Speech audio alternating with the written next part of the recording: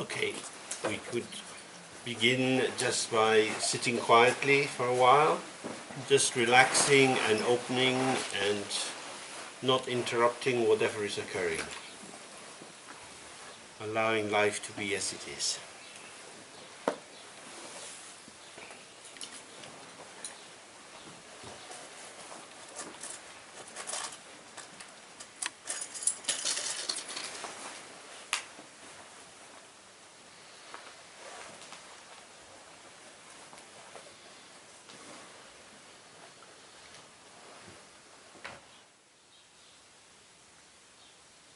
Okay.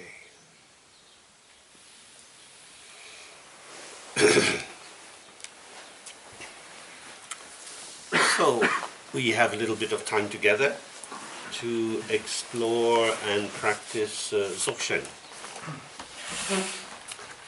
Dzogchen means the great perfection or the great completion. If something is complete, it would be a mistake to add anything to it.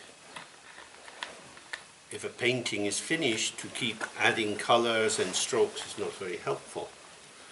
Nowadays, people are concerned to have good natural food without any unnecessary additives. This is the basic principle for meditation. When we sit with our own selves, we find we are very bad cooks. We're always adding a little bit of extra stuff. This is the most basic principle of Dzogchen. When a thought arises, it is what it is. It doesn't need anything more. But we add another thought and build up thought pictures and have narrative construction. Our social being in the world with others is greatly mediated through our use of narrative. We build up stories about ourselves, stories of other people, of the meaning of life, of politics, economics, and so on. And in occupying or inhabiting these stories, we are able to give meaning to new events as they occur. In order to do that, we build up more and more pigeonholes, more and more sites of identification, so that as new experiences arises, we can locate them inside these particular sites of meaning. By the process of making meaning, we keep very busy, and we also don't quite see what is there. Our tendency is to try to improve something because we see the possibility of improvement, and through that we avoid just staying with what is there as it is. So the entire focus on Dzogchen is to do less, and as you do less, the locus or the site of activity, the true site of activity, starts to reveal itself. We all have a sense that our lives are up to us, that we are responsible for ourselves. And it's clearly true that if we don't do our tax return or get to work on time and so on, we have problems. But in order to get to work on time, you manage yourself. You look at your watch, you think, shit, I better run. Thought and action are flowing together. Who is the one who is running? I'm running. How do you know it's you? Because you interpret what is occurring in relation to ourself. You can run without having a notion of a self. It's quite possible. It's, according to all the Buddhist schools, the notion that there is a continuous, enduring, individual self-entity, some essence inside me, which is the basis or site of my existence, the ground out of which I move out into the world to be with other people. This is the primary delusion. This is ignorance. Actually, we are swimming in a sea of energy. We are energy moving in energy. the energy of the breath, of the sense organs, of thoughts, sensation in the body. These are all transient arisings, coming and going, with patterns. The patterns are both, or can be seen as both intrinsic and extrinsic. We seem to see structures which are there in themselves, because when we look around the world, and look around this room, we see recognizable forms. If you've been here before, you recognize some people's faces. Their name might arise in your mind. Is that a form which is truly existing out there? Because as soon as you say, oh, this is Mary, some memories of Mary come up, that her dad was sick, or this or that. That is your sense of Mary. So you know something about Mary, but Mary has maybe changed in many ways since you had the last conversation about her dad. So there are a million Marys, but you've got a little freeze frame of one moment in time when you sat having a cup of tea and she told you how she was worried about her dad. By staying in the flow of experience, we find that, maybe you could just close the window for the noise at the moment. Thank you.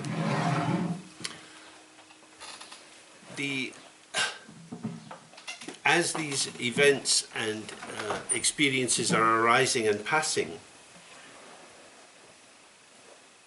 we find ourselves chasing after them, trying to work out, what does it mean? In general, this is the orientation which generates what is called samsara, an endless movement, one thing leading to another, to another, to another, as we try to get to the bottom of what it's all about. Why are we here? What shall I do with my life? Who am I? What does it mean to be kind to other people? The field of interpretation has no end. However, Dzogchen is pointing to the fact that if you simply relax the excessive movement of this energy, each moment that arises is complete in itself. The next arises, complete in itself, without either excess or lack. It's enough. It's okay. Dzogchen means it's okay. It's fine. It's fine as it is. Oh, but what about all the starving children in Africa? That's not fine. Well, the starving children in Africa, for us, is a concept. We're not in Africa, we're not children, and by the look of it, we're not starving either. So this is a thought about something else. It may well be a compassionate thought, but it functions as a displacement. Instead of observing your own actual situation, it's easier to go on a journey and think about something else. So instead of staying with the precise topology of your embodied existence as it's part of the evolving environment, you go off on a built-up story. What shall we do to help these people? Okay, so we'll collect some money. Now, where do we send the money to? If we send it to the government, maybe some government minister will buy a new car. If we send it to an NGO, maybe they have to pay some bribe or bakshish to get some of the money through. If we send some food, maybe it will be put in a store and allowed to rot in the heat because they don't have the distribution. It's quite difficult to help other people. The idea we should do something, we should help people, is a beautiful idea, but the relation of the idea to the lived situation is not an easy one. So part of the practice is to start to become a little bit suspicious of the seeming clarity about our own ethical position. Life is very, very complicated. We try to help people, but there are many factors moving in the field of shared experience. Before we tilt towards manifestation or shared activity or what we might call compassion, maybe we first need a little bit of wisdom. We need to see what is the actual situation. What is the ground of being? When there is clarity in that, when we're settled in that, then as energy manifests into the world, it's likely to be with more clarity. But if we start simply with conceptual elaboration, one thought piled on another, we can build all sorts of interesting pictures, but it's very difficult to know what to do. Now we have a war in the Ukraine. Ukraine's not very far away. What shall we do? Should we send planes to bomb the Russian tanks? Should we send guerrilla soldiers into fight? Should we send money? Should we send ammunition? What should we do? Who is the enemy? The enemy of what? As soon as you start to think about that, it's a big headache. What shall we do about Syria? Maybe get some scissors and cut a line and hope it floats somewhere else. Syria's not very far away. Now there are a lot of people coming in boats from North Africa. Should we bring them into Europe? Should we send them back? What should we do? This is how a lot of time is spent by good-hearted people, wondering and worrying about all the problems in the world. As soon as you solve one problem, another problem arises. What shall we do? From the Buddhist point of view, the answer to the profound questions of existence don't lie in concepts. Concepts mushroom together, build up like summer clouds, more and more and more. Every situation in life is complicated. And therefore, if we are quite complicated, inhabiting a world of conflicting views inside, oppositional emotions, I want to be generous, but I don't want to be taken advantage of. So I'm going to have to set a limit for you. So why don't you accept the limit I set you? That way now I get angry with the person I'm trying to help. That happens very easily, as we know. So, firstly in Dzogchen, is that how do we settle to be with the first expression? This thought that arises, singular, as it is, here it is, and now it's gone. But there's something I want to say about it. No need. It's already gone. But it wasn't quite right. Never mind. Who is the one who wants to correct the thought that is already dead? This would be like trying to practice plastic surgery on corpses. You go out in the middle of the night with a torch to the graveyard, open up the coffin and say, I think the nose is not quite right. Leave it to the maggots. Time is the great maggot. All the thoughts that you've had in your life have already passed. They are gone. But we chase after it. If only. Oh, why did I do that? I wish I'd never said that. Now my mum's dead. Why didn't I tell her these things? These are great sources of sadness, but they exist inside a matrix of stories. If somebody's dead, they're dead. Final, gone. Can't speak to that deaf ear. Finished. But if only.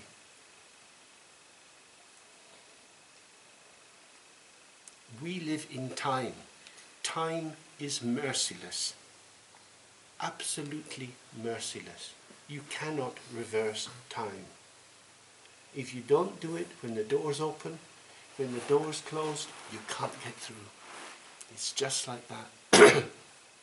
And this is the painful learning we've all had in our lives.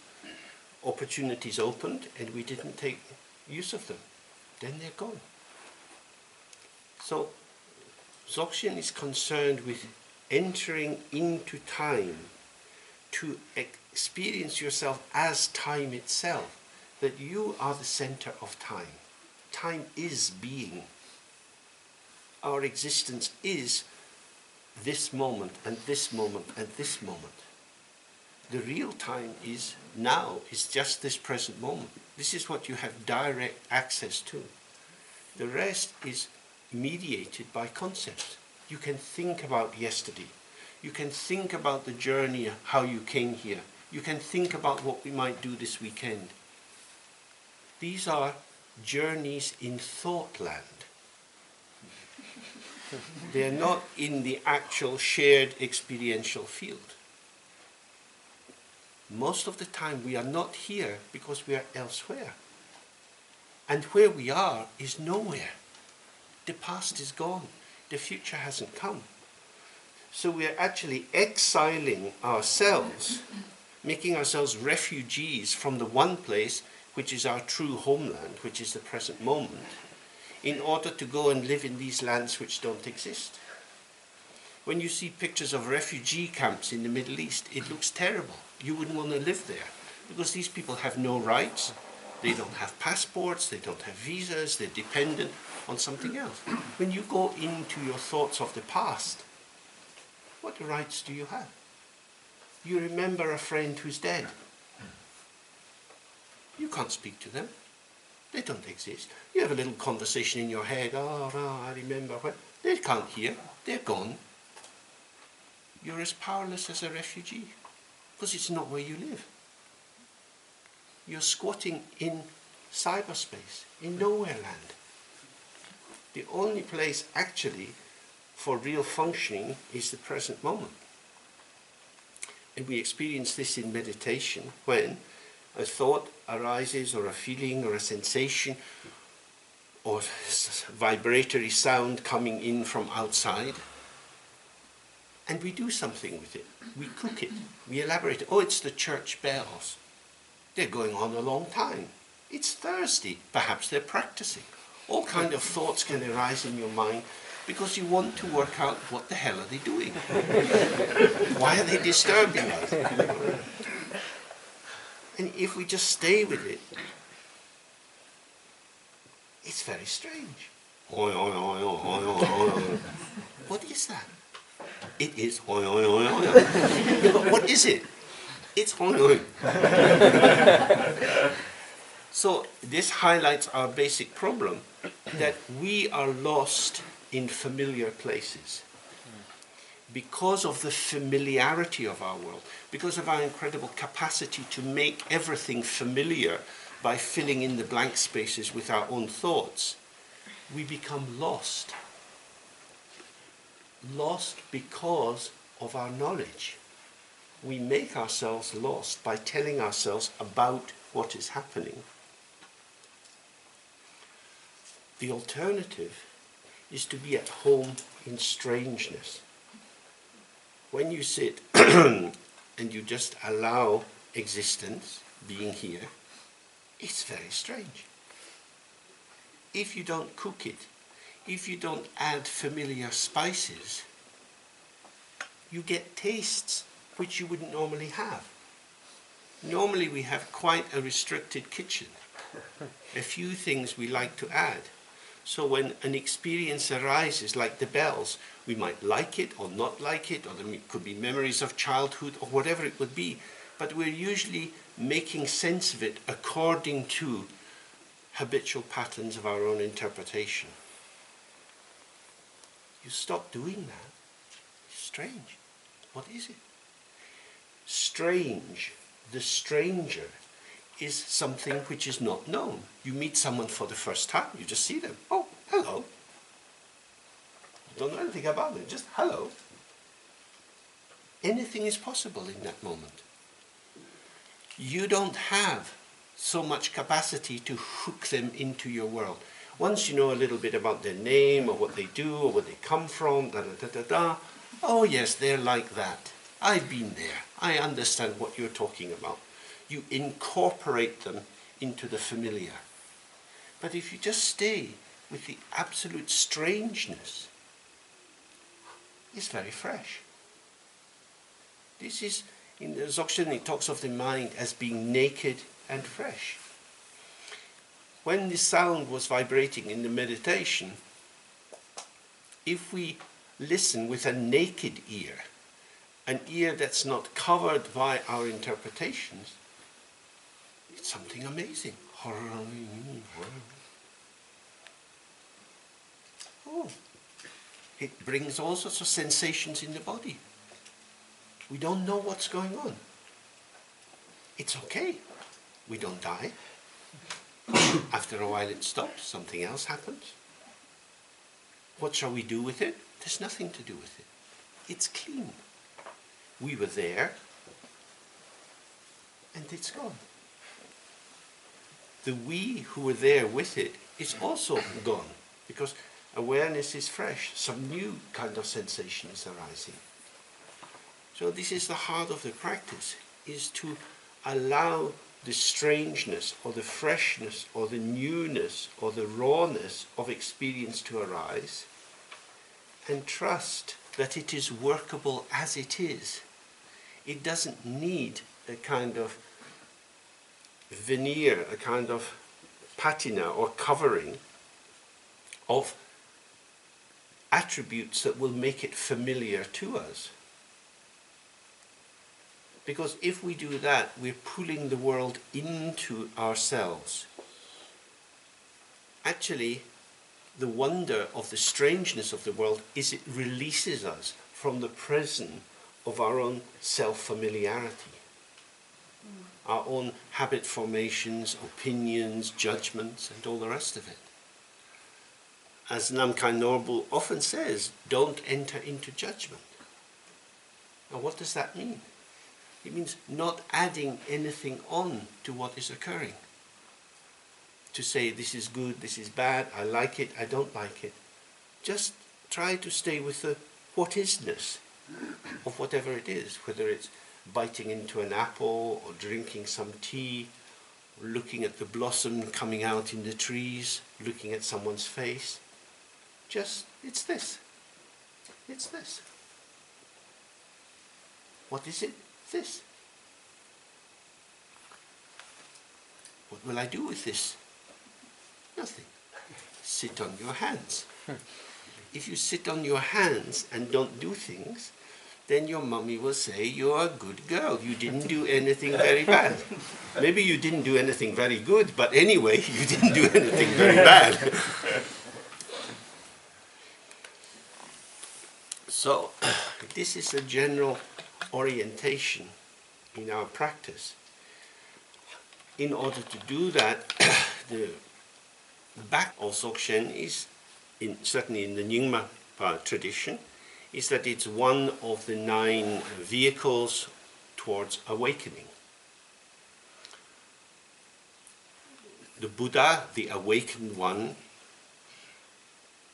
awakened from the sleep of the belief in duality, in reification, that is to say, in the perception of truly existing substances.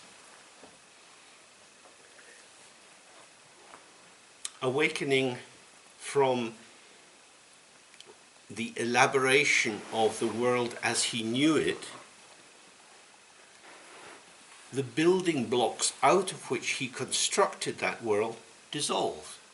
As it says in the Dhammapada, very early Buddhist text, which is shared in all the different schools of Buddhism, it says, the house is broken, the roof has fallen in. There is no more construction. So what are the basic building blocks out of which we construct the world? Firstly, it's the belief there are truly existing entities. Then it's believing that these entities have values inherent in them. Red grapes are tastier than green grapes. My belief. I don't buy green grapes, I buy red grapes. That's my belief. Other people buy green grapes. They must, because the shops are full of green grapes. So some people have a different belief from me. Deluded fools. Why do I like red grapes? I don't know. But anyway, that's what I like. So inside my frame of reference, red grapes come to me, green grapes stay away. This is how we construct our world, bringing towards us, gathering what we like, pushing away what we don't like. This is a central theme in Dzogchen meditation. The texts say again and again, don't push away negative thoughts, don't pull in positive thoughts, or negative feelings, positive feelings. That is to say, don't edit the world. Because when you do that, you're sitting in the particularity of your own historical construction, and you take the taste in your mouth to be the truth. These green grapes are really sour. Well, I don't like them. Someone else, their palate likes that. My truth, my truth is relative. It's not absolute. It's not infinite. It is contextual to my way of being embodied. But if I live inside my relative positioning and take it to be true in itself, then when I'm sitting in the meditation, I don't like to be the kind of person who has this thought, so I'll try and get rid of it and distract myself into something else. This thought has occurred. Is it good or is it bad? Is that judgment inherent in the thought? Is there some particular quality of that thought which would require everybody who had such a thought to say, no, it's terrible? When the sound was coming in the window of the church bells, I'm sure that different people here had different responses to it. We interpret according to our history. This is why judgment is dangerous. It's not that you have to be stupid and have no discernment out in the world about whether food is ready to eat or not, or whether the car driving in front of you is going at a speed you can overtake or not. These fine discernments are necessary in life. But they are embodied and they are immediate and they are connective. The judgments we make about, I wouldn't be me if I had this thought, is the biggest restriction in the world. In the field of psychotherapy, core negative beliefs are very, very difficult to deal with. Because once a person develops a strong identification with the thought, I am unlovable, or nobody really likes me, it's quite difficult for them to let go of that, because that has become the foundation of the edifice of their sense of self. And if you take out that foundation, all that they've created in terms of how they've related to people for many years, the choices they've made or not made, that whole edifice starts to collapse. So this over-invested negative idea, which their friends don't believe is true, which their parents probably don't believe is true, but which they are hanging on to, this is the prison of their existence. This is a terrible thing to experience. Many of us will have experienced this in ourselves, that we are the prison guard of our own existence. We are the person who limits us by saying negative things about ourselves, by being frightened and afraid to do things. Even when we see other people doing these things, they don't get arrested, they don't get shot, but I couldn't do it. Why? Because this shape, this construct, wouldn't allow it. I would have to change. I wouldn't be me. So, as we know, Buddhism spends a lot of time putting into question what is this felt sense of the givenness of me, this structure which we feel to be somehow internally defining.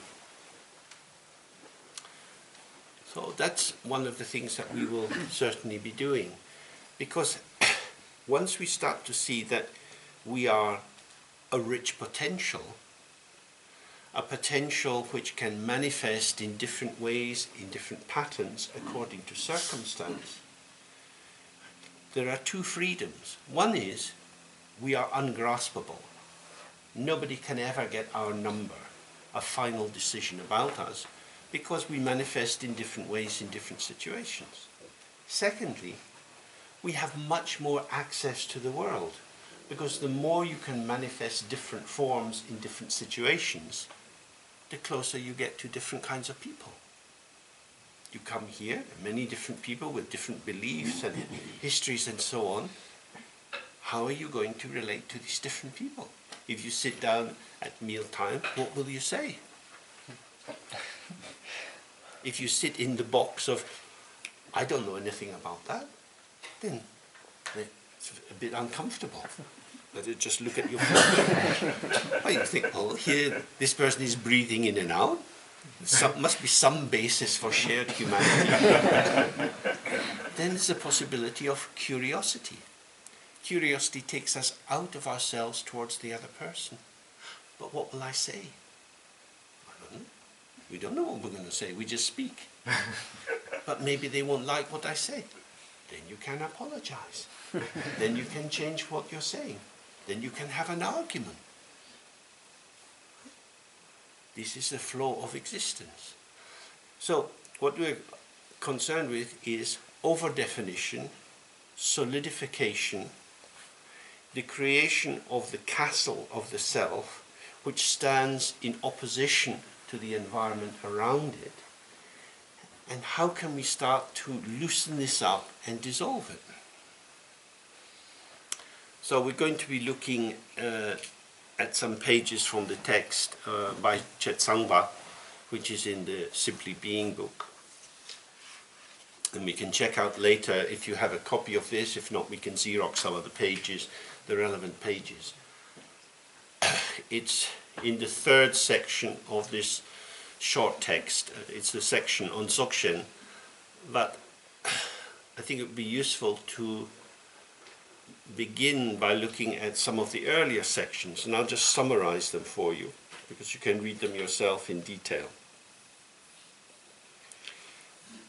The first part is concerned with what you might describe as the Hinayana view, or the general Buddhist view about the nature of samsara. This position says the world is dangerous. The world is dangerous.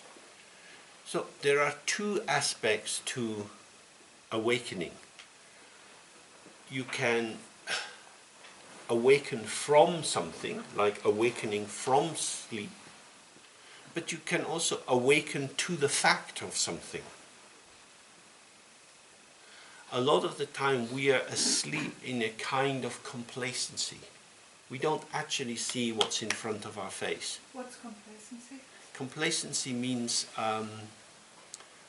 being at ease with what's there, saying, oh, it's fine, life goes on, never mind. You know, oh, all these, sometimes these ships sink, you know, in the Mediterranean, but oh, these things happen. People are always dying. They're dying all the time, never mind, have a beer. In that way, we stay untroubled. We see signs which are contradictory, but we don't want to pay attention. So the famous story here is, of course, Siddhartha, when he was a young prince or son of a noble family, and his father has made a decision to protect him from life. He's made it very pleasant. He's made it easy. And then one day, this young man is out on his horse and he sees a sick person. He says, oh, what is that? Why is that person not standing up? He sees an old person. Oh, why are they not running? He sees a dead person. Wow, people die. And he doesn't just brush it off.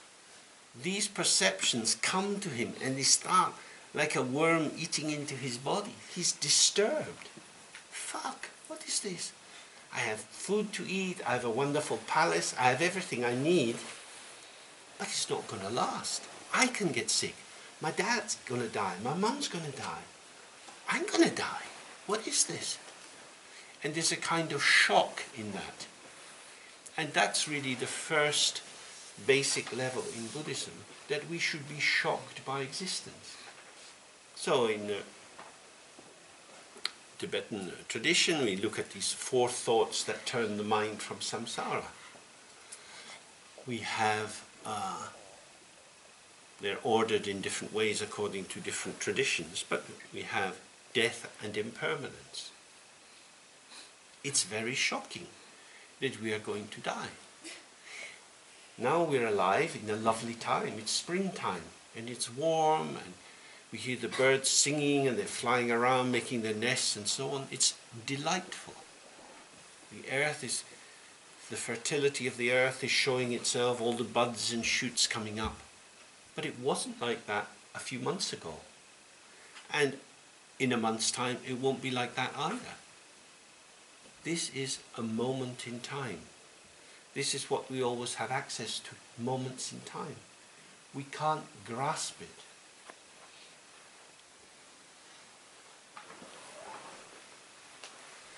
There's a show called Oliver, based on Oliver Twist. And it has very nice songs in it. And in one, this poor boy, he's singing in this beautiful morning, and he says, "Who will buy this wonderful morning and put it in a box for me?" And now we are lucky we have cameras. People are always putting beautiful things in a little box so they can look at it later. But of course the moment has gone. You cannot take anything out of time. We are in time. That is the key thing. Time is not a commodity. We are now in the high point of consumerist capitalism, which is based on commodification. Anything can be turned into a commodity. And time is turned into commodities. Memories are turned into commodities. The computerized media resources are endlessly able to store things so that your past will always be available to you. This is a madness. Past is not available. A picture is not the thing. You look at a picture of somebody who's dead, they're not there, they're not breathing. You can't hold them, you can't kiss them, you can't tell them you love them, they're gone. This is a shadow, this is a ghost, an echo, a replica, a simulacrum. It is a deception. It is a fantasy. And people spend a lot of time chasing these fantasies as if they would be true. Not there. All we have is this. So, impermanence means if you're not here, you didn't get it. That's really what it means. If you want life, be alive, be present. Thinking about other things, while you're doing that, your life is passing away. Your life is passing away. When we get caught in a neurotic stroke, when we're upset, teenagers are often upset. Stay in their bedroom, playing computer games. Life is going by. These months, these years will never come back. It wasn't all that interesting to be playing computer games. Computer games are the fantasy of mastery. If you're a teenage kid, how are you going to have mastery over a program that's written by someone with 3 PhDs? Not possible. You have greyhound racing, and the dogs are running after a rabbit. But of course it's not a real rabbit, it's an electric rabbit. And as soon as the dog's getting near the rabbit, they just speed up the rabbit. The rabbit can always go faster than the dog. These computer games will always be running ahead. It's a highway to nowhere, and life is going by. So, impermanence means, what tunnel do you live in? What have you been investing your life in? Was it an environment that allowed you to be in it and awake at the same time? Because sometimes the price of belonging is to be asleep. There are many kinds of jobs, like working in an abattoir, where they kill the animals. You wouldn't really want to be awake. I am killing animals. I'm cutting their throat. Oh. What does that mean? I'm just doing a job. Fuck off. to really be aware of what you do. You work in a factory. I remember working in a factory with this continuous production machine. You can't think of it. There's a lot of noise, it's difficult to think anyway. What am I doing here? I want the money. I want the money. But why am I here? I want the money. The reason I'm there is for something else. It's a means to an end. I'm selling this bit of my time because I want the money. That's all. This is shit, but that'll be gold. So in that way, life goes by. So impermanence is really the call to be present in time, moment by moment, with the unfolding of existence. Because if you're going to be present, you have to be light. If you step out of time, you can march. You can march through shit. The factory I worked in was one that made paper. They made the cardboard boxes for cornflakes and things like that. The machine itself was about half a kilometre long, and trees and old clothes and old paper went in at one end and cardboard boxes came out at the end. And underneath there was a trough, and every now and then the paper run, which was very, very broad, would tear. And so this hot pulp stuff was down in the trench, and I was down in the trench with a shovel digging it out. Why was I doing that? I wanted the money. I wasn't there. I could have been there if I had been a bit more awake to the aesthetics of, this is performance art. I could have made a video of it. But in those days, I just wanted to get back to India, and I needed some money, so that's what I was doing. I didn't know how to inhabit it. And when I look back in my life, a lot of it has been spent as an alien. Doing things involved, producing things, but not quite there. Not fully in that just vital moment. Because that moment's gone. So this is really what impermanence means. It's not a punishment. The fact that we're going to die is not some horror. It's an invitation to be alive. To be actually present. We have this gorgeous little girl present here, and she's a good teacher of that because she's quite there. When she's doing something, she's moving it around. I'm sure she has bad tempers too, but today she was on excellent behavior. And it's so delightful to see just the absolute commitment to whatever's there. Now, of course, we, in our work situations and so on, have to employ a lot more concepts than she's having to do. We have got frames of reference in which we are accountable to different things. But these frames are arising, if they're necessary, they're going to be arising in the moment with us. So it's not that concepts are bad and to be expelled, so we live in this kind of empty space. That would not be very useful. It's to bring the concept into time so that it's integrated into the moment, rather than there's an experience and then you think about it to make sense of it. Because there you have the duality. You've got the object which is arising and then the subjective response to it, and they tumble over each other. So death and impermanence are things we can observe all the time. Every time you breathe out, that breath is gone. That breath itself won't come back. Breathing, it won't come back. You take a step, or you move your body, that particular posture will never come back.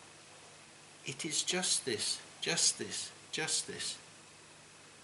That is to say, the continuity of experience. What is it? Does it rely on a narrative thread?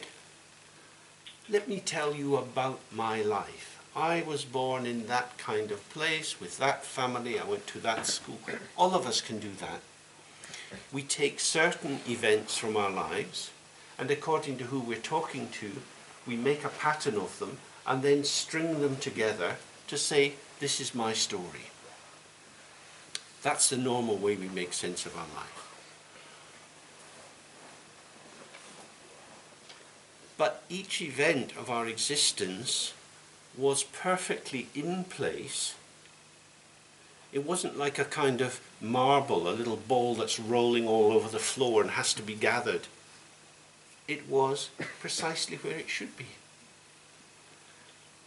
So all the events of our existence are already strung in space, in what in Buddhism is called the Dharma Dhatu, which is, means like all-encompassing space, or infinite space, or the infinite hospitality of the coterminous nature of space and time.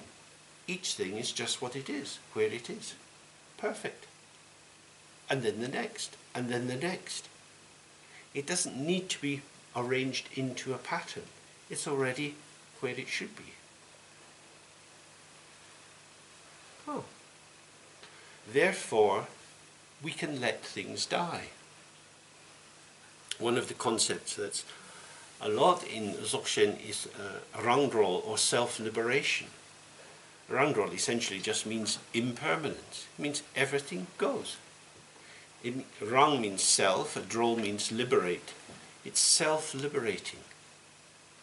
You don't need to get rid of your thoughts. They go by themselves. You breathe in, you're going to breathe out. You drink, you're going to pee. You walk, you're going to sit down eventually. You know, everything has its time, and then something else happens, and then something else happens, and then something else happens. So what is required is to be present in this particular moment. There's this. There's just this. There's a period of time when you meet someone. Then there's a period of time you get together. Then there's maybe a period of time when the woman gets pregnant. Then there's the time when the baby's growing in the body. Then there's a time when the baby comes out of the body. Then there's a little baby that doesn't sleep at night. And then there's trying to work out what school to go to. And that's life going by. And it was moment and moment and moment and moment. You can put it in a narrative. Oh God, remember when she was doing that? That was so cute. Da da da. Oh look, I found one of her little booties. Oh, sweet, and gone. And if you were really there, if you drank the joy of that shared experience, you filled up with it. You got enough. There's nothing more to get. Looking at a photo is not going to give you any more. You got it. That's really what self-liberation means. Because the cup keeps emptying itself, you can fill the next moment right into it, right up to the brim. Then it goes out, then up again. Each moment is full. Then it empties. Full, empty, full, empty. If it only emptied halfway, the next moment you'd only get half of it. And then you can only get that out 3/4, so the next you only get 1/4. And a lot of our lives can be like that. We're so full, we're so constipated with old shit from the past. We couldn't digest it and we can't excrete it. It lives inside us as unresolved structures. No wonder we're a bit not sure whether we want to get involved anymore. Oh, sometimes I'm a bit lonely, but being with someone, God, leave us all. I've had enough of that one. And that's okay. Fear comes into the body. There's a retraction. In that stasis is of course a lie. There is no stasis. There is just movement. Stasis is a phantasm, a conceptual phantasm. So that's really something we might want to think about.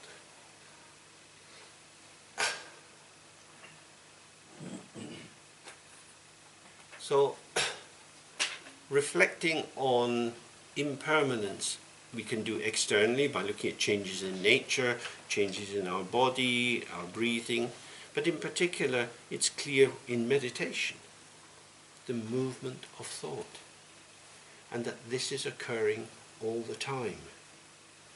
So there's a thought and I observe it, but there's a thought and I am it. Now when we're in a thought, it's likely to mobilize us into doing something else. So you can fuse into a thought, or you can stand apart from the thought and observe it, maybe having an opinion about it. the middle way between these two extremes is to be present with the thought, neither merged nor apart. And this is what we'll be practicing in the meditation over these next days. Too much internal space easily takes you into judgment because you start a running commentary on how you're doing. Merged into the thought is you're just jumping from one thing to another to another. But spacious awareness, which is not running a commentary, which is just receiving, is precisely there, but not fused. You can have hospitality, which doesn't block the other, but doesn't become merged into the other. The traditional example, of course, being the mirror. The reflection is in the mirror, but it doesn't taint the mirror. It moves out of the mirror very easily, but it's not something apart from the mirror.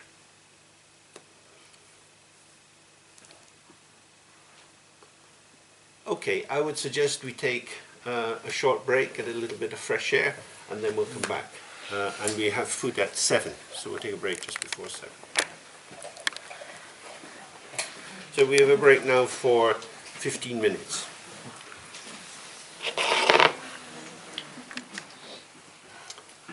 Okay, so the next of these 4 basic reflections to turn the mind from samsara is the freedoms and opportunities of a precious human birth. Not all human births are able to access the potential which is in the human form. People can be born with very difficult diseases, with kinds of paralysis and so on, making inabilities to speak, to communicate, and therefore to learn. This is a great limitation. You can be born in a family where there are extreme behaviors, like prostitution. If your mother is a prostitute and you're inducted into prostitution at the age of 10, you're already being corrupted by a view of yourself and a view of other people that makes it very difficult to have a space for reflection. So there are many situations in the world where the external environment is very disturbing and corrupting. As we know, there are child soldiers in Africa, there are many groups all over the world where children are forced into labor in mines, in factories, and so on, in which they don't have the education or the training or the cultural support to be thoughtful about the nature of the mind. We are fortunate to have some access to Buddhism. We have that access because other people became refugees primarily. If the huge cultural changes that occurred in the East hadn't occurred in the last century, there wouldn't have been teachers willing to come out. Probably if the Second World War hadn't occurred, there wouldn't have been so many roshis going from Japan after the Second World War to America, and the start of the many, many Zen centers and so on. So also the social reflection which occurred after the Second World War, where people put their traditional cultural values into question and thought, you know, can we continue with this familiar way of thinking about our place in the world and our validity in terms of Western European things, opened up a space, a possibility for Buddhist centers and so on to develop. So due to causes and circumstances, access to Buddhist teaching becomes possible. There are so many places in the world where that's not possible. How long it will remain possible, we don't know. The number of younger people who are coming into Buddhism seems to be getting less, certainly in my experience of traveling around. So it may be there was just a cultural window of opportunity which will turn out to be something that was a bit of a fashion for a while, and there will be a very few people who continue with that sort of practice all their life, but many people will have had it as a passing interest for some time. That's also possible. So, freedom from restricting conditions and opportunities to meet with the Dharma and to practice it are quite rare in this world. Even when we have this situation, it's rare for us to give our full attention to Dharma, because we need to earn money, we have family responsibilities, aged parents or whatever it would be that eat up time. This is particularly the case if our understanding of Dharma is that it's a special activity on the side, that it's something apart from daily life. Then we often become sad because we think, oh, I've been involved with Dharma for 10 years or 20 years or whatever. What have I actually done? What have I actually achieved? I have all these books on my shelf, but I haven't read them. Or if I have read them, I've forgotten what's in them. And I don't really know how to apply them. So the outer basis of the potential of a precious human life needs to be activated by a sense of its impermanence. If we don't make use of this opportunity, it may be difficult to gain it again. The traditional examples are that it's as rare to have a precious human birth as for a great turtle that swims in the great ocean to rise up to the surface and put its head through a floating yolk. It's as rare as stars that are visible in the daytime. It's as rare as the number of peas that will stick to a hard stone wall if you throw them at the wall. It's very, very rare. It's very rare. Why is it rare? Because we are easily distracted. Because in samsara we make meaning. In order to make meaning, we collect things which are interesting. We are like magpies. You know this bird with the black and white? Yeah? It's quite a good thief. It takes shiny things like milk bottle tops. So we are the same. We are always taking things to make our nests very interesting places. We make our minds very interesting because we go to the movies or we hear a bit of a conversation. We get fascinated. We get excited. And then we're old and we're tired and we die. Western intellectual life is like that. Endless fascination. Seminars, new books, meeting people, study groups, political action groups. And time goes by and then we die. From the Buddhist point of view, the problem with that sort of activity is not in terms of compassion and ethics. It may well be a very compassionate activity. It's that because it's looking at the surface level of manifestation, there's no time to really understand the deep structure behind it. The fact I'm fascinated in this political issue because not of the object, not because this is truly fascinating, because if this was truly fascinating, we would all be fascinated. I'm fascinated because I want to be fascinated. I'm sick and tired of being bored and disappointed by life. I switch on the television and it's all shite. It's rubbish. I read a novel and I think, really? You got the movies? Why? Huh? So when you find something exciting, give me more. Give me more. But there's not many vitamins in concepts. Intellectual life is not truly satisfying because it's always processional. It's being part of a conversation. If you want to write an academic paper nowadays, a paper that's 20 pages long, you've probably got to have 100 references. to show that you've read this and you've read that and that links to that and da-da-da. So you're taking your place in an evolving field as part of the infinite conversation, which is fine. But you won't get to any final conclusion. And in fact, of course, Western science is very opposed to the idea of a final conclusion. Everything is a hypothesis. Buddhism would say something quite different. They say the Buddha, when he awoke, got a direct perception of the structure of how it is, and he shared that, and we also can get that. And as it was 2,500 years ago, it's true today. The basic structure doesn't change. But Western intellectual life is very different. So in that way, there are many, many ways to use up our time. Many of them are pleasant. Being healthy. When I go to my local park, when I first went there 25 years ago or so, people would sit in chairs and kind of open a can of beer and look around, nothing much going on. Maybe watching a dog poop on the grass. Nowadays dogs are not allowed to poop on the grass, or you have to put it in a plastic bag. And everybody's fit. They're doing things up and down, this way and that way.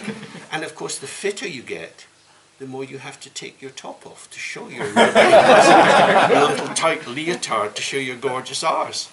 And of course, what's the point of having a gorgeous arse if people don't see your gorgeous arse? You've got to be out there in the park every weekend, making sure that people can see how fit and healthy you are. It becomes an end in itself. And of course, if you stop exercising, the muscle does a miraculous anti-alchemy and transforms itself into fat. So you're back on the track. And the whole of life goes by.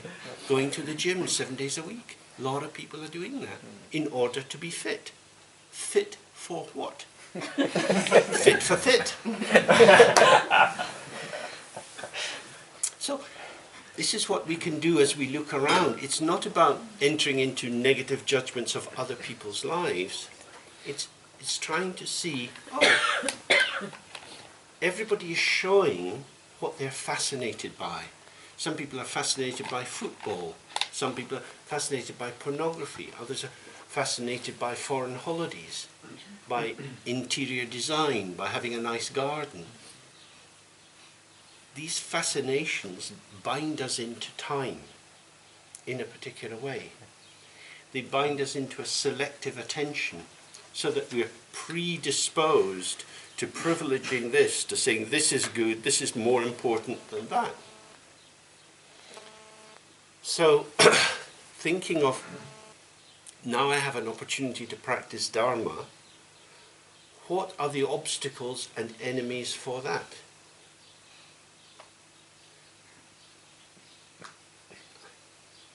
If I am coming to Germany and I'm in the airport, getting on a plane to South America would be an obstacle. So getting on the right plane is good. The fact that I'm coming to Germany determines the plane I should be on. When I wait in the airport and I look at all these different destinations, I think, wow, I'd be off to India. There's a plane leaving in half an hour. Maybe I'll switch my ticket. But no, I'm coming to Germany, which means all these other destinations are irrelevant. They're interesting as a fantasy maybe, but they're functionally irrelevant. I'm looking for German wings coming here. Okay, that's the one I need. So as soon as you think the ideas in Dharma seem to be meaningful, they seem to connect with a deeper understanding of the world, it seems to help me to be more at home in myself and more available to other people, that orientation de facto, out of itself, means that some other ways of spending the time go off the menu. Not because they are intrinsically bad, but simply a plane to India is not the way to Germany. Spending a lot of time observing football matches is not a way to practice Dharma. Learning a lot about Chinese cooking is not a way to practice Dharma. Learning about the history of particular groups or nations is not a way to practice Dharma. It doesn't mean that these things are wrong or bad. It just means you don't have much time. You sleep, you eat, you have a shower, you go shopping, you do the laundry. Life maintenance takes up a lot of time, especially now with emails and all the rest of it. People spend a lot of time in communication with people who are far away. All of that means how much time is there a day for doing practice? Formal practice, probably very little. Even remembrance of Dharma and bringing it into an understanding, quite rare. So this is very important, isn't it? That we have to start thinking, what shall I do with my time? Then the next aspect that's reflected on is cause and effect, or karma. The word for karma in Tibetan is lejumdre. Le means activity, action. Ju means cause, and dre means result. So it's actions which are a cause bringing about a result. And this result is not the immediate result, it's the energetic consequence. So if I kill you, I get arrested and I go to prison. That's the immediate result, but that's not the karmic consequence. The karmic consequence arises from seeing you as an enemy, deciding I don't want you to live, or you're a threat to me, and killing you, and then in particular being glad that I've killed you. So I'm fully aligned with my action, which I have carried out against a truly existing person. Firstly, I believe you're real. I believe you're my enemy or dangerous to me. I believe you have to die. I act to kill you, and now I'm glad you're dead. Then you get the full whack, not as a punishment from outside that someone's saying, oh, it's very bad to kill. But if you just track through that orientation, you are really existing. So I'm now living in a world where I am real and separate, and you are real and separate, and you are real and separate, and I like some people and I don't like other people, and I don't like you, so I'm going to fucking kill you. Why? Because I don't like you being here, and I don't feel safe with you. That's a great intensity, isn't it? Some peacemaker could come along and say, hey James, sit down, have a cup of tea. Listen, this bloke's not so bad. And we could find a way forward. And some of that intensity could dissolve. But once the intensity is building up, I feel I will only be safe if my enemies are dead. And we can see all over the world that there are many people who believe that. It's really happening to a lot of people now. People arrive suddenly in the middle of the night in a village and start killing everyone. Because never having met these people, they are still able to know these are my enemies and their death is good for me. That is an amazing structure to have. That this stranger, whom I know nothing about except that they belong to a particular group, is somebody whose death is better for me than their existence. So what karma is the inner topology, the shaping that allows the orientation that says killing you is good or stealing your money is good.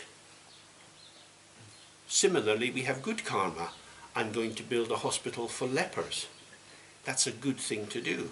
That involves an orientation. What is the orientation? There are people who have leprosy. That is a terrible disease. They need help. I will help them. On the level of ethics, we'd say, well, that's very good. The problem is there are real people who really have leprosy. Now, clearly, that is the case. Some people have. If you've travelled in hot countries, you can see what it does to the fingers and toes and face and so on. It's a horrible condition to have. How real is it? What is it? our body is changing and forming all the time. Things grow on our skin as we get older, little tags grow out of the skin, hair falls out of the head, mutations occur, mutations can run riot as many different forms of cancer, different diseases can come to us. This body, my body, is full of illegal immigrants.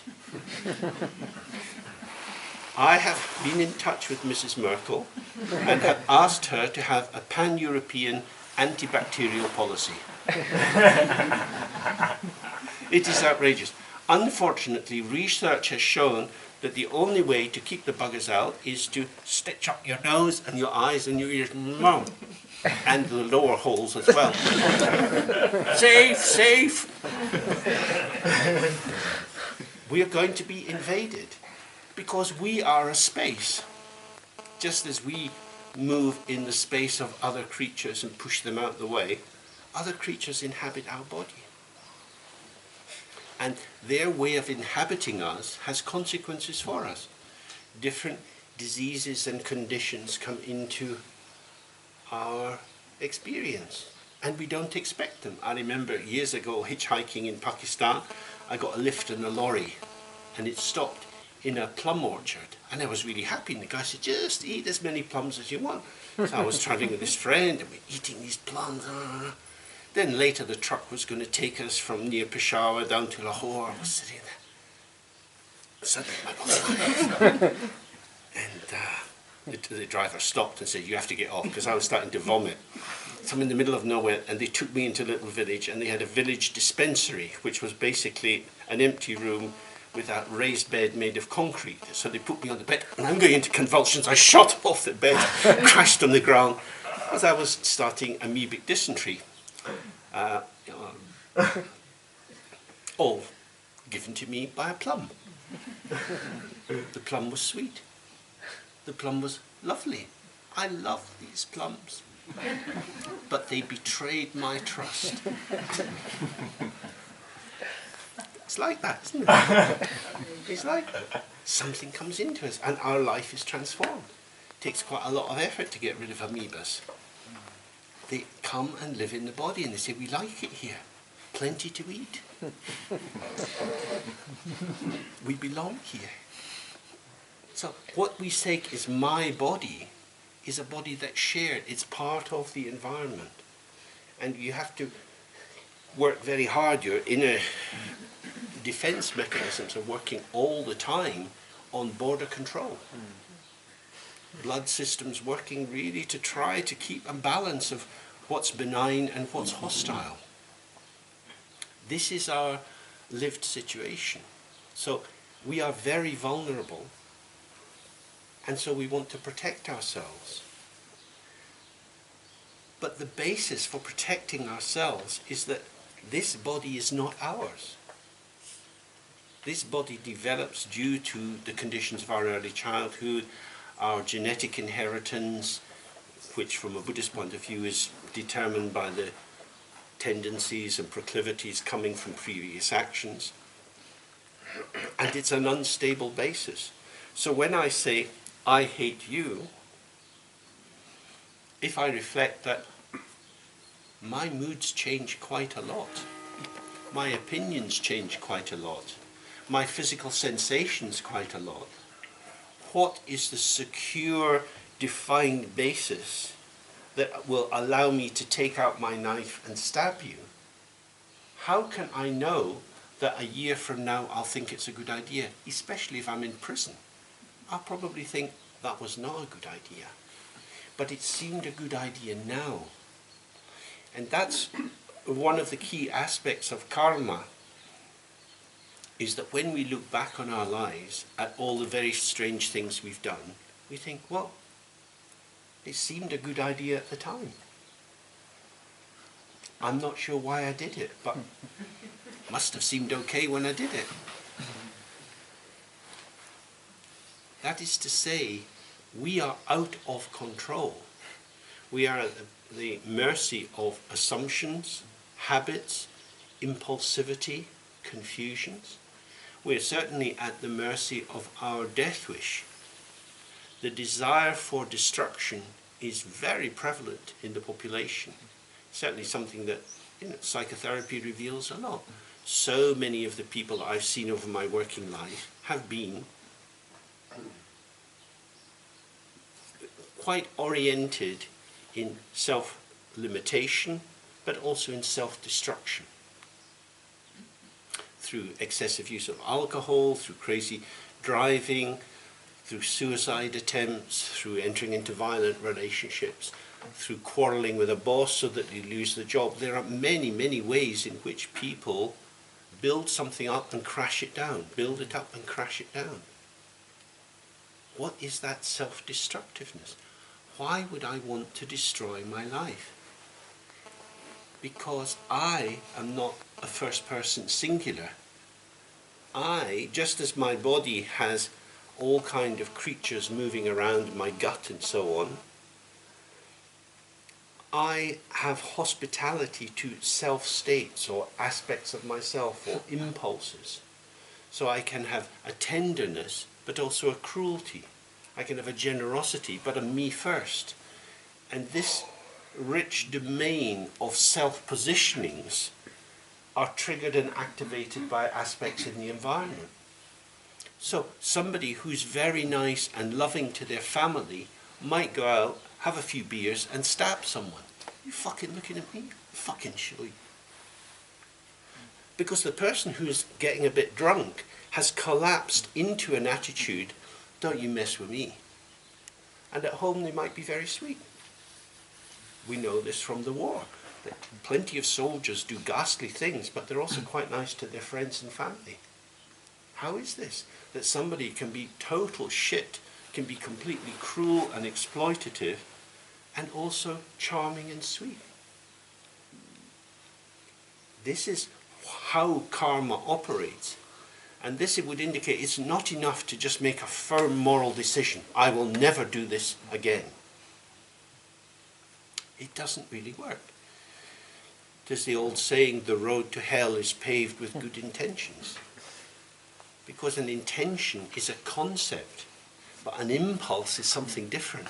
The impulse has already grabbed you and you're gone. Right, okay, I'm not going to have a drink for a week. Oh, well, never mind. Who poured the glass? Oh, well, the wine would have gone off. I'd already opened the bottle. There's all kind of excuses you can give because the intention, I'm not going to drink, is just a thought, which is true in the moment that it arises. And once it's gone, there's a space. And who's going to come into that space? Let's have a drink. Another thought comes. This is why it's very difficult from a formal level to, especially if you're going to have an interactive life, to be very simple and ethical in your life.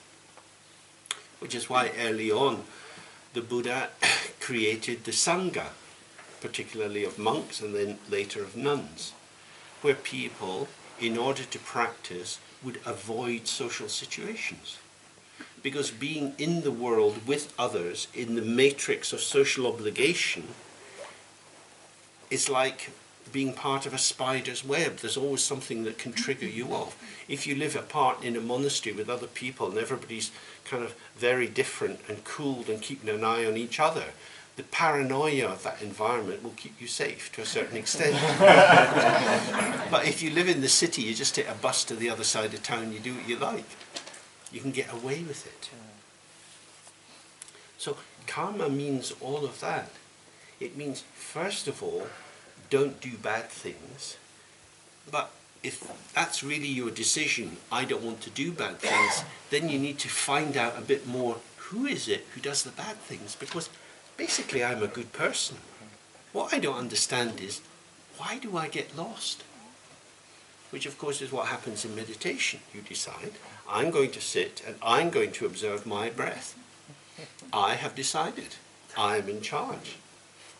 And after 1 minute, where are you? You've gone somewhere else. Who went somewhere else? I did. Why did you do it?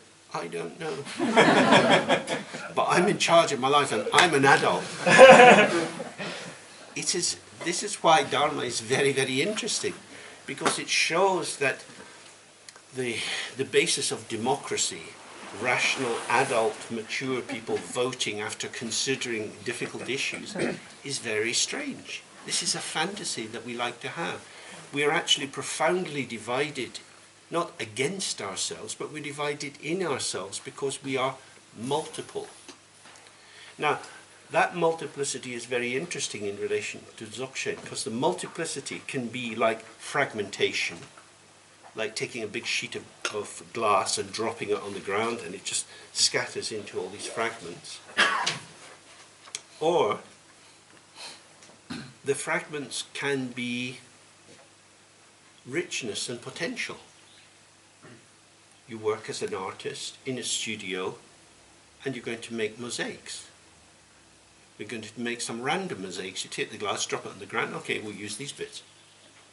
The fact that it's gone into these patterns triggers your imagination. The unpredictability of the outcome of the fragmentation turns it into rich potential.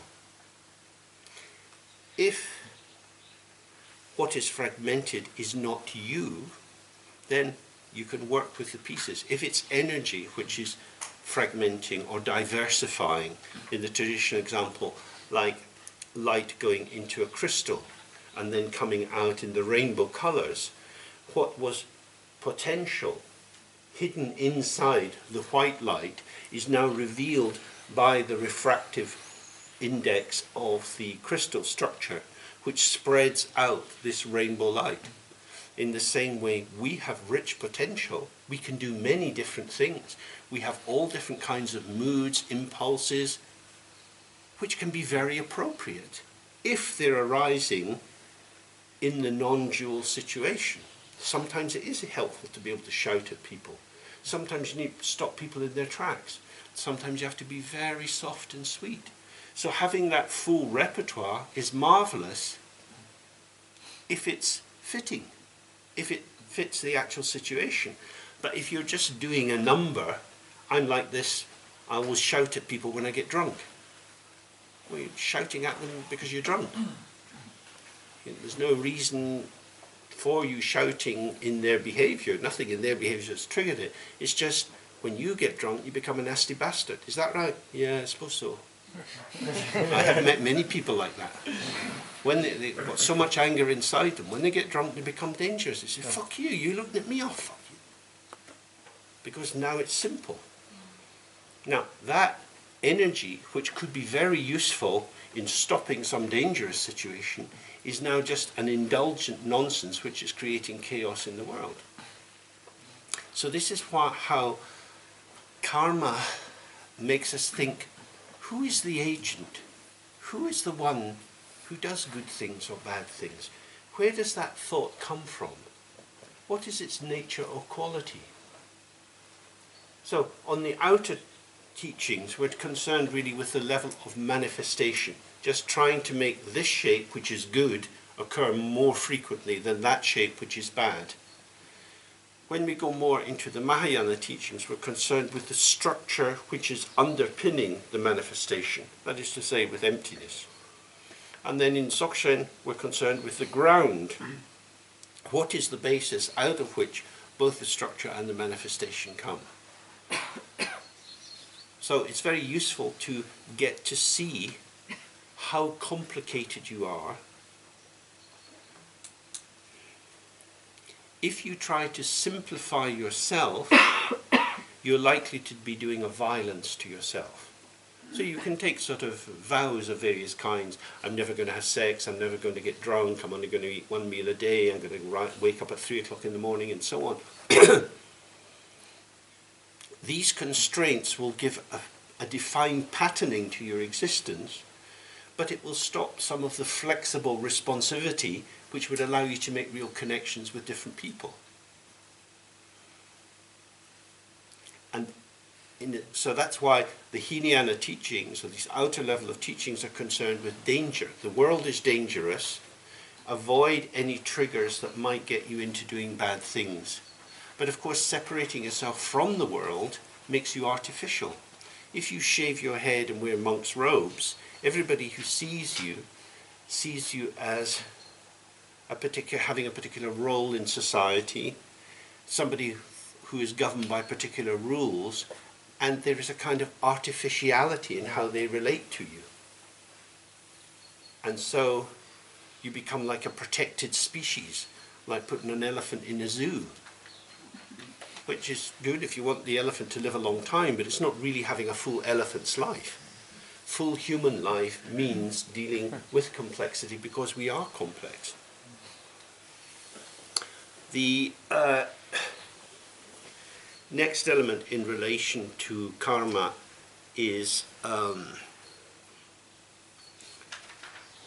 the sufferings of samsara.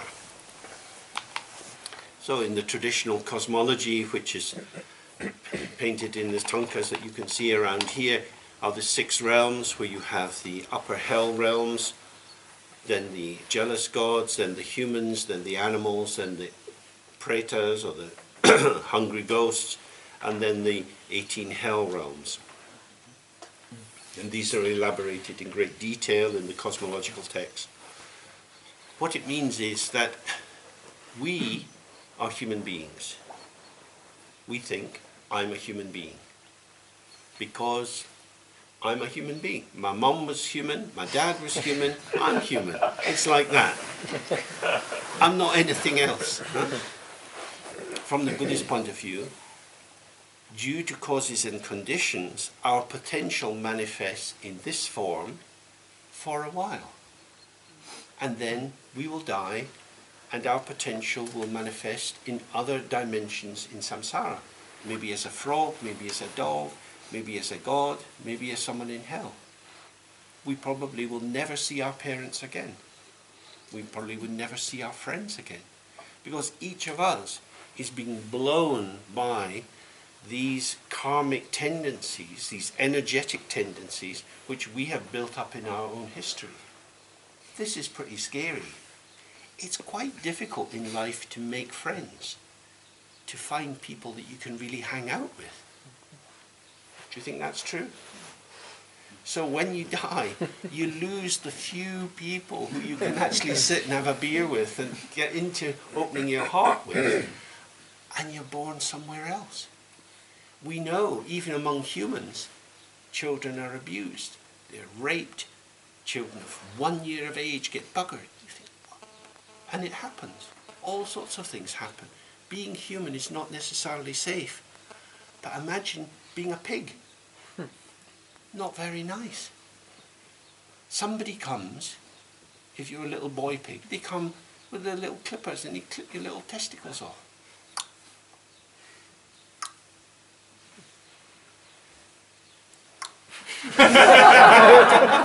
They don't do that for your welfare. They do that to get you fattened up for the market. You can't stop them doing it. There are no police if you're a pig. There's no army. There's no passport. There's no visa. You are owned by someone. You're born into slavery for the factory. That's all it is. It's a terrible situation. The situation of animals is appalling. So, that's what links back to the precious human birth. In samsara, there are many, many kinds of suffering. The basis, luckily, the basis of the suffering of a pig is not the fact that it's a pig. That is the manifestation of the consequences of the basis of its suffering. That is to say, the suffering of the pig, or the suffering of the child that's abused, or the suffering of people killed in wars, or all the species that will die due to ecological change, climate warming and so on. All of these manifestations arise due to tendencies. The tendencies are located in the ground cause, which is ignorance. Ignorance of what? Ignorance of our own nature. A frog, a dog, a pig, a human being all have the same Buddha nature, which is to say they are sentient, they are alive, they have a mind which has experience. That is to say, all these living forms are experiencers. Who is the experiencer? This is the central question in Dzogchen. We sit, who is the thinker of the thought? Who is the one who is here? Now, pigs can't, as far as we know, they can't ask that question. Chickens can't ask that question. Ants can't ask that question. They are all experiencing something. You just drop a little sugar on the ground, all the ants come out, they found something exciting. They're clearly experiencing that sugar is more interesting than stones. They've got a kind of, oh wow, spread the news, we're having a party. So they are excited by something. That's an experiencer. The root cause of samsara is our alienation from the ground of our being. That is to say, we exist in the duality of I am a subject in a field of objects, making selective choices, as pigs and frogs and dogs do, to try to get more of what I like and less of what I don't like. What they're not able to do is to question, who is the one who is making this choice? What is the ground nature or the basis of the subject? Subjectivity is our patterning of thoughts, feelings, sensations, memories, hopes, fears, and so on. What we call our personality. Where does that come from? Well, normally, psychologically, we'd say historically it comes from the developmental processes in your family and schooling and so on. From the Dharma point of view, all of these tendencies inside ourselves are movements of our potential. Why are we bothered by them? Because they impact us. Who do they impact? The experiencer. The experiencer in its displaced form is my subjectivity, my individual ego self, my consciousness. I don't like it when you're horrible to me. This is my experience. I need to tell you, don't speak to me that way. I'm standing up for myself. That makes sense. As you're saying that, you're aware that you're saying it. Who is the one who's aware that you're standing up for yourself? Because now you go back to your therapist and you say, hey, something really different happened at the weekend. You know, my boyfriend, he's always saying, I told him, if you do that again, it's finished, you're out. And he was really upset. It was completely different. He was really sweet to me. Oh. So that's wonderful. It means that the person has more confidence in themselves, but they're still not asking, I was aware that I was doing something different. What was that awareness? Because I was speaking, my body was different, my voice was stronger, this was me, I was in it, but the light was on, and I saw what I was doing. Who was the one that saw what was going on? This is what we mean by awareness. The awareness and the consciousness are very close, but they're not identical. The consciousness is the involved form of our energetic being in the world with others, which has a lucidity, but awareness is the revealer. It is the clarity, the luminosity. So, that being able to awaken to that starts to be the process of freedom. But when you look around at all the different kinds of beings, who has that opportunity? There is a lot of suffering, and people don't know why they suffer. You hear these if you're out in the country, you hear these terrible sounds. They take the calves away from the cows, and the cows going crazy. Whoa, whoa. This is a mother and a child, and the farmer says, "No, I'm going to move them apart, separate them now."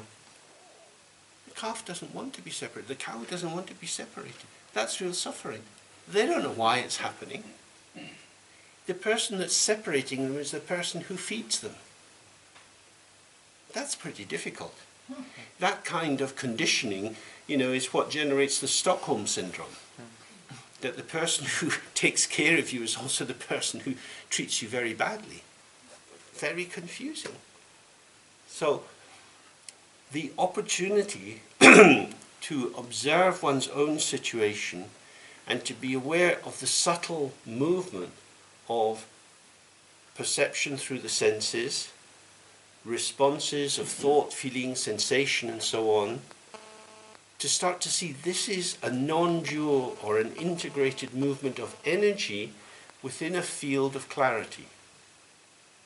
I'm here, I am a participant, I am embodied movement, but this is rising in an unborn field of awareness. So there's technical terms in that will get a bit clearer as we use them more. But this is the basic direction in Dzogchen. So the reason we do these basic reflections is to make us aware. Our time is short. It's easy to get distracted just with interaction subject to object. Our culture is encouraging us to do this. We will be rewarded with money or status if we're good at interpersonal relatedness. But there is no final freedom in that, because one situation leads into another, into another. The key point, the point of liberation, is to sit and be aware, who is the one who is experiencing this? What is this presence? What is this awareness? So that is what we should be looking at. And now we will explore the mystery of dinner. And then we meet back at 8 o'clock and do some more, we'll do some practice.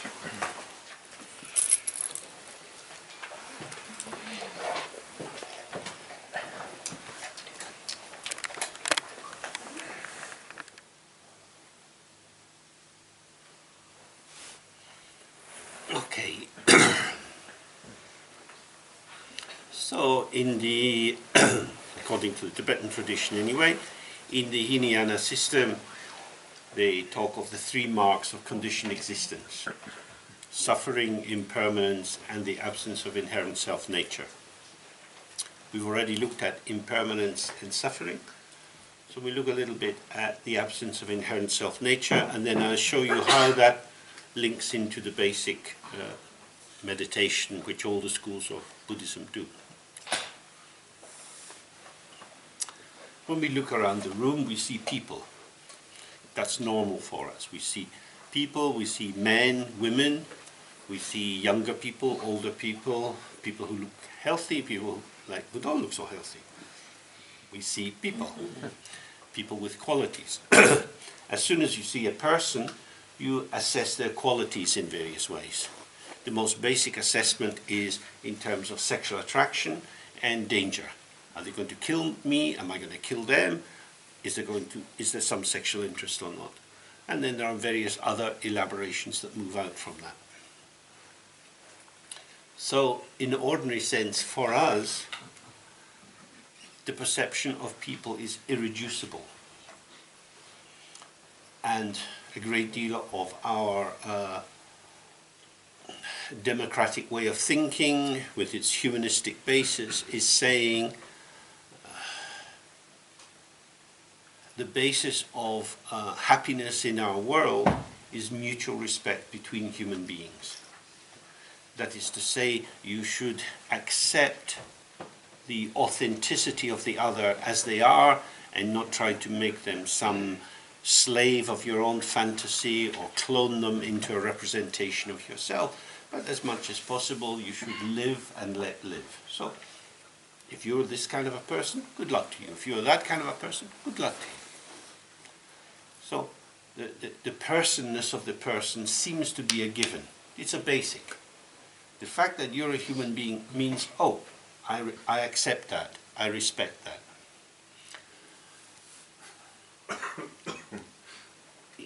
On this level of Buddhist analysis, it says, no, this is not true. What appears to be a person is a construct in our mind which arises on the basis of these 5 factors, the 5 skandhas or heaps. So we have form, we have an immediate feeling tone response, which is positive, negative, or neutral. We have a perception, which is already selective and slightly interpretive. Then we have our associations, our memories, our cultural signifiers, which is the sort of the formational energy which brings a kind of composite into something. Oh, you're a woman. So there's a kind of something seems to exist there. I've come to a conclusion, and I feel that my conclusion is outside. I feel that I am giving an accurate description of what is there, and I don't think I'm implicated in it. Look, any of you can look over there, there's a woman sitting there. It's obvious. We don't think, oh, woman is a construct in our mind, that certain features are presenting themselves, but without our mental operations, the conclusion, this is a woman, would not arise. So we've already objectified our own projection. We seem to be talking about something pre-existing or self-existing out there, rather than a form which is emergent as a co-emergence of the potential in the situation and our way of responding. And then our consciousness is the way in which we then take that conclusion and use it to build up pictures. Oh, I remember that woman, I met her before in another town. And we're back into the narrative and the location. The Tibetan word for consciousness, Nampa Shepa, means like form, or how it isness, and Shepa means to know. So it's knowing something as it is. It's the assumption that I am relating to self-existing phenomena. Now, clearly it would seem strange to say to someone, actually, you should be nice to me, because if I'm not thinking about you, you don't really exist. You need me. Without me, I don't know what you are. Something potential. And because I like you, you're lucky, because I'm going to make you a nice boy. But that's how it is. That's how it is. That's why we have friends and enemies. The friends see aspects of us which the enemies don't. And the enemies see aspects of us which the friends don't. We have a selective attention. And what Buddhism is suggesting here is that the selective attention is formational, because we come into being with others. We are relational creatures. We're not self-existing monads, but we are called into being by the way someone looks at us. And therefore we feel a freedom to respond or not, depending on what's revealed in their face. So our potential and the other person's interpretation are not two separate continents, but there are an interweaving or a flowing together which gives rise to the lived potential of the situation. If somebody is very lonely and they go to a club and they try to chat someone up, they have to be very, very drunk. When the other person says, listen, fuck off, they continue trying it on. That's pretty big sense of self-esteem, to keep saying, yeah, but you want to come home with me, baby.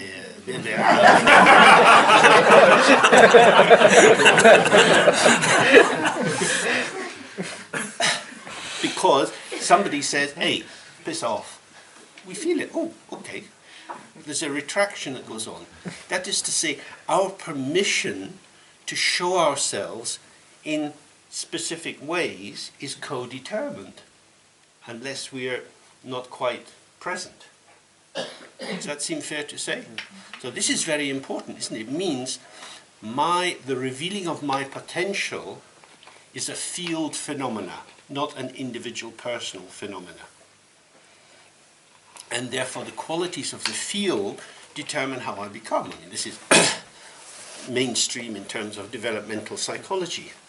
If you grow up in a family which is full of restrictions, you're going to have lots of interruptions to your capacity to come forward into the world. So what it's suggesting here is that a person isn't a thing. In fact, there are no things in the world. What there are manifestations or showings which show themselves according to the unique momentary terrain of qualities of the energy going towards them. That is to say, I have form, I have my feeling, perceptions, associations, and consciousness. So if I'm walking down the street, some incredibly beautiful person could be coming towards me, but if I'm preoccupied with my thoughts, I don't see them. So lots of things can be in the world, but if I'm in myself, they're not existing for me.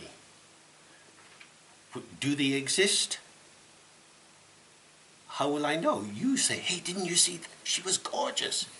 But where? How? What? Gone. Where does she exist? Not here. So there was a moment in which there's a revelation of something, and if you're not there, it's not there. And now how it reveals itself will depend on your availability of your emotions, how you are in your body, and so on. If you've got a headache, you're not so interested. So what this is suggesting is the interplay of what we take to be ourself and what we take to be the world, or including other people, is unfolding and changing. That is to say, it's inseparable from emptiness, we'll leave that to the side, sorry, inseparable from impermanence, and therefore we cannot say anything definite about ourselves or others, because we fluctuate and change according to circumstances, and so do other people. So whenever we come to a conclusion, whenever we say something definite about ourselves or someone else, we are actually stepping out of time, time like a river flowing, and as the river flows, the water ripples and moves with new patterns forming inside it.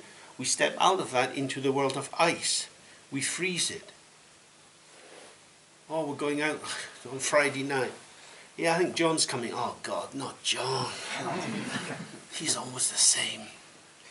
In that way, some definition has formed, some idea. He is like that. He was like that last week. He'll be like that next week, because he is always like that. You know him. So what we're agreeing there is we have come to some conclusion extrapolated out of a few hours of somebody's whole life experience. And having come to that conclusion, we now make a decision. I'm not so sure I want to go anymore. This is what in Buddhism, what they mean by attachment. You bind yourself into a particular reading of what is essentially an ever-changing process.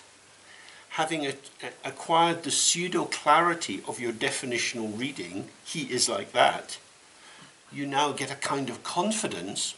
I have some ground to stand on. I know what he's like.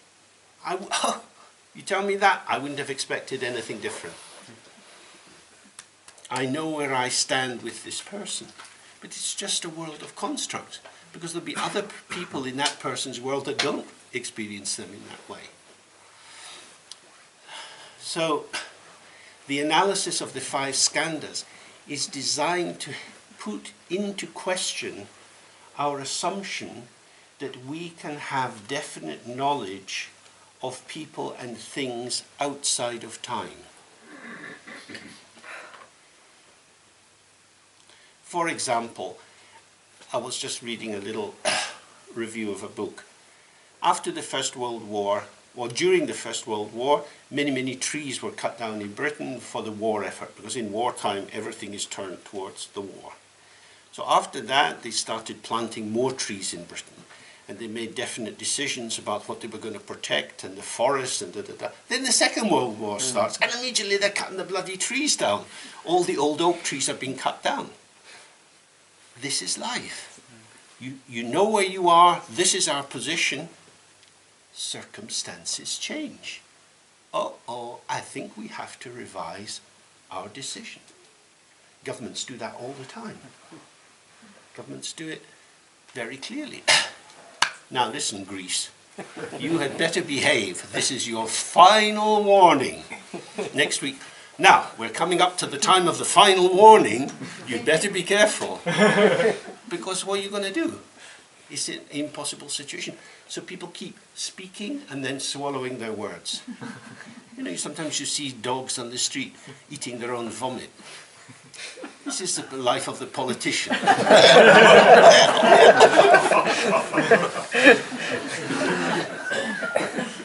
And everybody says, yeah, but you said. But life changes. So then the real question is, why do we say so much? Why do we come to these very definite conclusions when we're proved wrong again and again and again? So there's something about the idea of the absence of inherent self-nature means tread lightly, walk gently. You know, when we, see, extreme right politicians with these heavy dogmas, it's like, whoa, like a big wall. These people must, whoa, it's very scary, isn't it? Wow. But we're a bit like that as well, because we have our definite opinions, our fixed ideas. And they're just like a wall. It's implacable. So starting to see ourselves and other people in terms of a kind of marketplace where these various factors of our existence come together in various rearrangements according to the seasons and the weather and so on, allows us to have more sense of, well, in my experience, sometimes John is like that. That's so much softer, because it leaves a space for the possibilities that at other times and outside of my experience, John is many other things. I'm saying all that I ever have is the view from here. And the view from here is just quite limited. You see other things that I will never see. So it brings a kind of hesitancy, a tentativeness.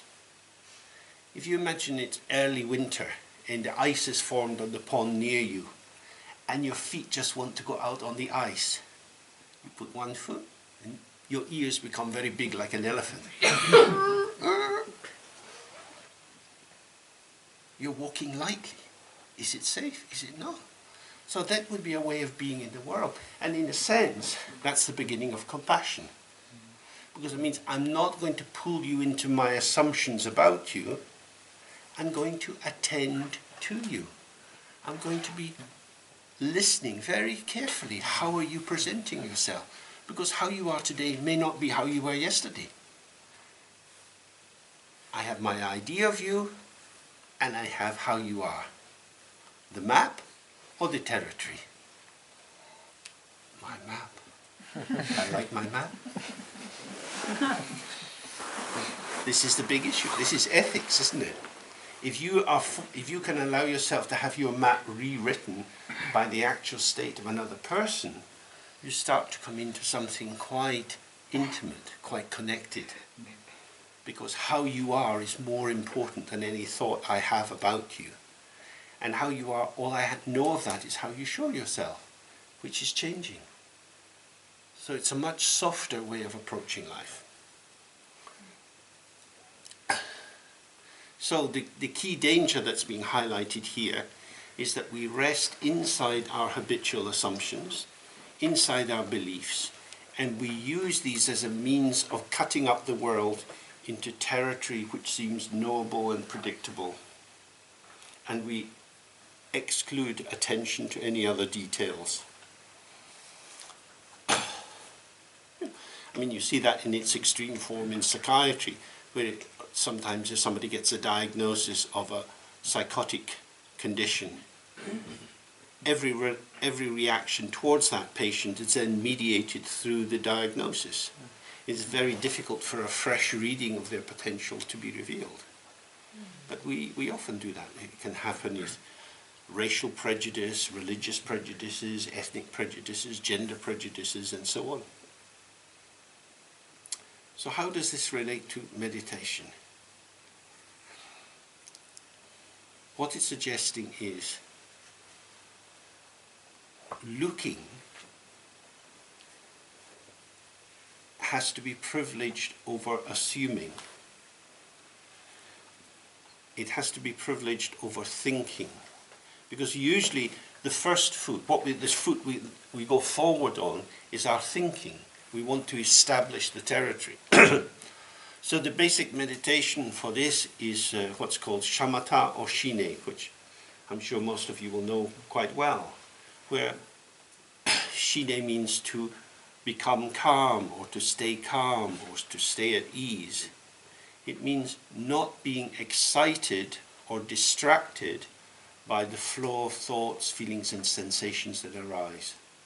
So in its most basic form, we take an object or a focus of attention, for example, the movement of the breath at the end of the nostrils, and we formulate an intention. I am going to attend to this and nothing else. This, for the next half hour or so, is what is important to me. And then whenever our mind wanders off on something else, we just very gently bring it back. The breath is very boring. It's not interesting. And we're not trying to think about our breathing, whether the breath is regular or not. We're simply tracking a slow dynamic movement. That's all.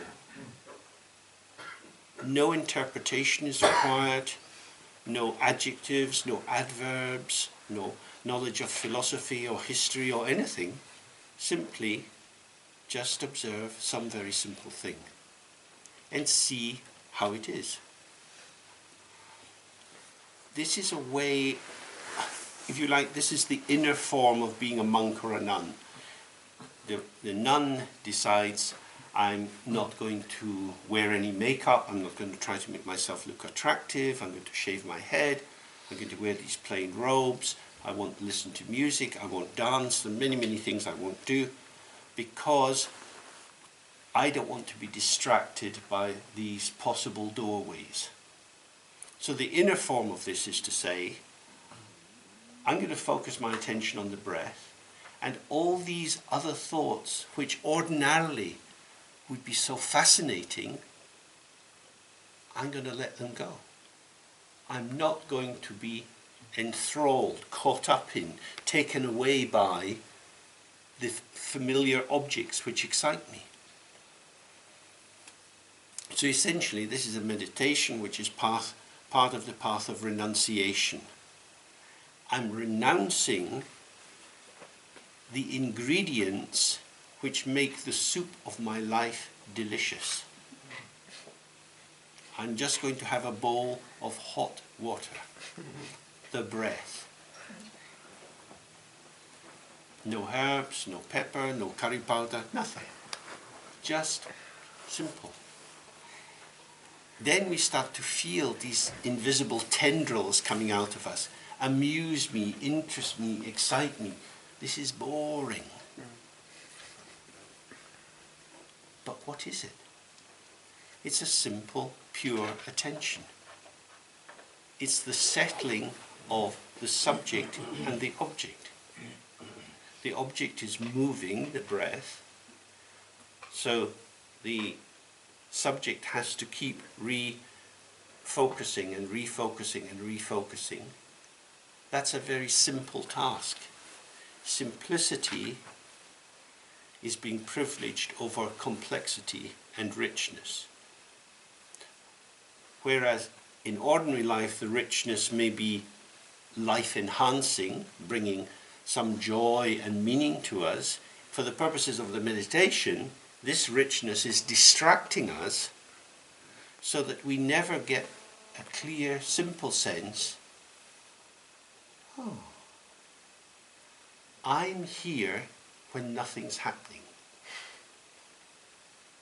Because if you have that experience of focused attention, you can then more easily start to look at who is the one who is here. But if your being here is zooming around following after different thoughts, and then you want to say who is the one who is following after thoughts, it's much more difficult. It's like going out in the garden with a magnifying glass trying to track a butterfly. The butterfly is not going in a straight line. So it's very difficult to see precisely. So this is why in all the schools this is the most basic meditation.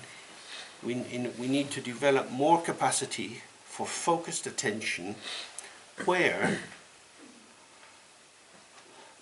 the focus of the attention is based on the subject, not on the object. That is to say, usually we pay more attention to objects which are emotionally invested, whether positive or negative, than to objects which are neutral. Because it's seemingly the hooks in the object which are pulling our attention. But now, by having a simple, indeed boring object, the only way we are going to maintain that attention is by having it as the energy of the subject being directed again and again. So our tendency to divergent thinking and thought proliferation and free association and the richness of the symbolic and our creativity, that outward movement, we're trying to catch it into a diamond formation to bring it back to a point, back onto the breath, and doing it in a very gentle way. So if we get distracted or move all over the place, there's no need for criticism or examination or inquiry, just very gently back to the breath. Does that make sense? Are there any questions about that? And you see how it follows the logic of the views that have been set out. Okay, so let's do this practice for a while. You sit in a comfortable way, getting the spine to take the weight of your head so that your muscles can relax, opening the shoulders, hands one on top of the other in front of you, chin is slightly down, the gaze is running down the line of the nose, eyes are slightly opened, mouth is slightly opened, with the tongue turned on the upper palate. Okay.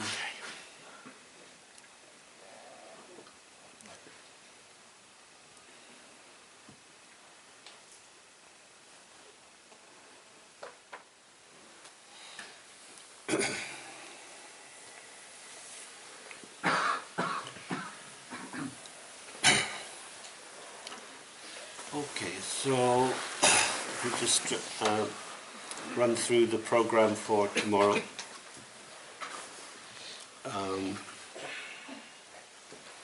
At 7 o'clock in the morning there'll be some walk or movement and some practice with Eva. Do you want to say a bit more about it? Yeah, if the weather is fine, we will go outside in the fields.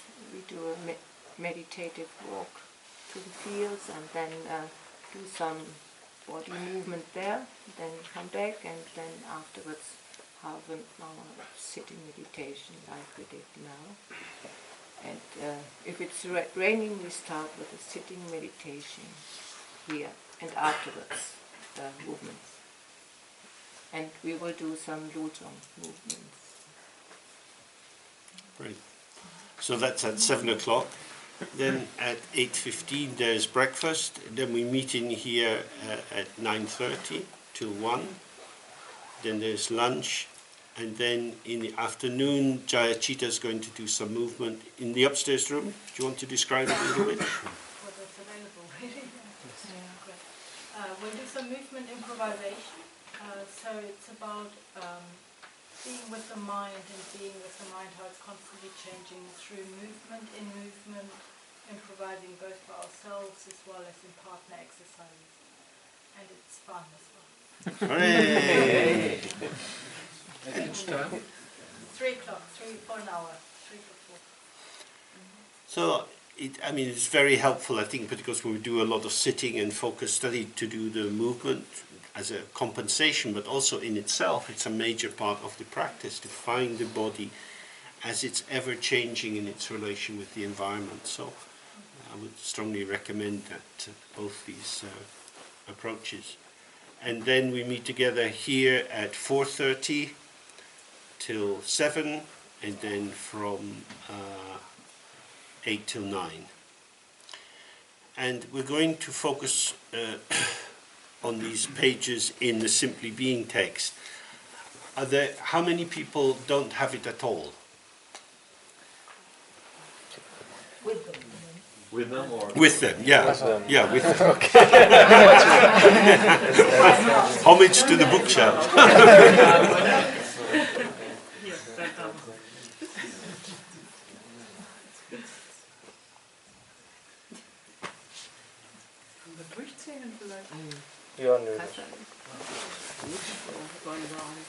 Okay, now, we also need to, is it easier for you to have it in English or in German? In German. So how many people want it in German? I think count the English, that might be... Count the English. How count the English? Oh, quite a lot. 1, 2, 3, 4.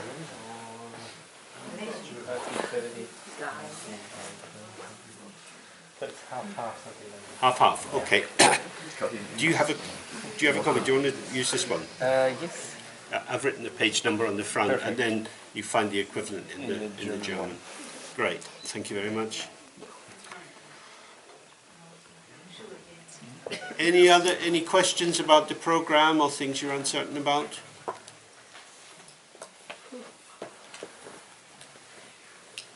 Good. Well, have a nice evening, and see you in the morning.